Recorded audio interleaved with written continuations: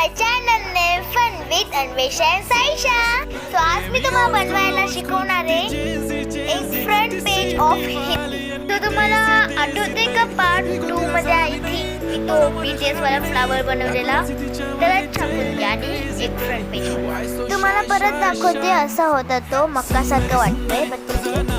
So आता माझे steps बघा आणि रिलॅक्स करा.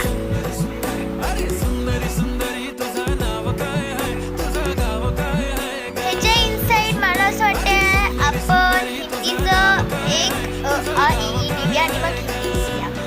सो हे बघा माझं असं बोलणं होतं.